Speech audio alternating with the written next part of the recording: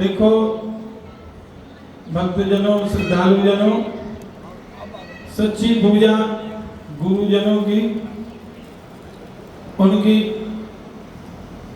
प्रसन्नता ही उनकी सबसे बड़ी पूजा है। और गुरुजन प्रसन्न कब होते हैं? जब हम लोग सब सेवक बन जाते हैं, दैन्य भाव आ जाता है। तो आप सभी लोग यहाँ आबाल वृद्ध जितने लोग बैठे हैं, गौ सेवा का इस समय पूरे भारतवर्ष में अभाव हो चला है।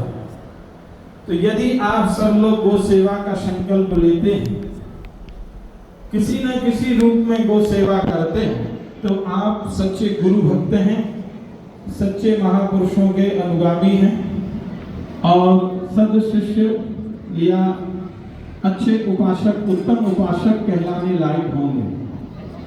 हम लोग केवल ये है, और बाबा महाराज कहते ही नहीं है, बाबा ने आपके सामने करके उदाहरण उपस्थित किया। 65,000 गौवंश यहाँ सुख में जीवन व्यतीत कर रहा है। बड़े सुख से यहाँ गाय जुगाली करती हैं, और यहाँ जो गाय आती हैं, कसाईयों से छुड़ाई हुई गाय आती हैं, आवारा जो घूमती रहती है, हम लोग छोड़ देते हैं, वो गाय आती है। उन सबको यहाँ राधा रानी के गोष्ठ में, माता जी गौशाला में आश्रय प्राप्त होता है। और यहाँ पर संतजन बड़ी श्रद्धा से सेवा करते हैं गाय की। तो हम लोग यहाँ से संकल्प लेके जाएं, कुछ ना कुछ गौ सेवा के निमित्त तन से, धन से, मन से सहयोग अवश्य करें। गोभिर विप्रैश्य वेदैश्य सतिभिः सत्यवादिभिः अलुब्धैर्दानशीलस्य सत्यभिर्धार्यते मयि। गाय इस पृथ्वी के धारक तत्वों में प्रथम धारक तत्व है। सनातन धर्म के 7 स्तंभ हैं। यदि ये स्तंभ ही नहीं रहेंगे तो फिर महल कैसे रहेगा? तो सबसे पहले गाय की रक्षा होगी। गाय की रक्षा के होने पर ही ब्राह्मणों का सुरक्षित होगा, क्षत्रियों का क्षत्रियत्व, वैश्यों का वैश्यत्व, सेवकों का सेवकत्व सुरक्षित रहेगा। गोविर विप्रैश्य वेदैश्य, जब लोग स्वधर्म का पालन करेंगे, शास्त्र का आश्रय लेंगे, तो द्विजत्वों का द्विजत्व जब सुरक्षित रहेगा तो वेद की रक्षा होगी, ज्ञान की रक्षा होगी। वेद की रक्षा से सदाचार की रक्षा होगी।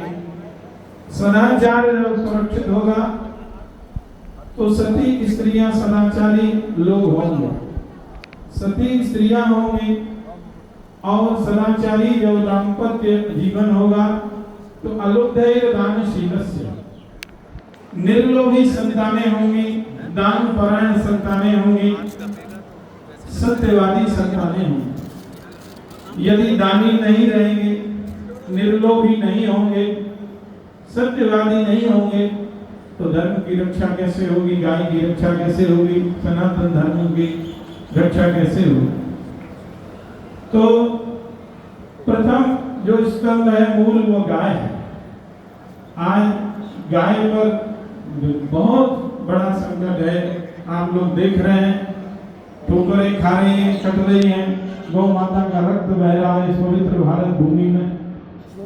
यहाँ गोपाल जी स्वयं गाय की रक्षा के लिए अवतार लेते हैं, गोपाल कहलाते हैं। गायों की सेवा के लिए वो धाम से, गोलोक धाम छोड़ करके और यहाँ ब्रज में आते हैं और सारे संसार को गौ सेवा सिखाते हैं। कहते ही नहीं है, स्वयं करके उन्होंने दिखलाया, नंगे पैर गायों के पीछे घूम घूम कर। हम यदि वास्तव में गोपाल जी के भक्त कहलाते हैं,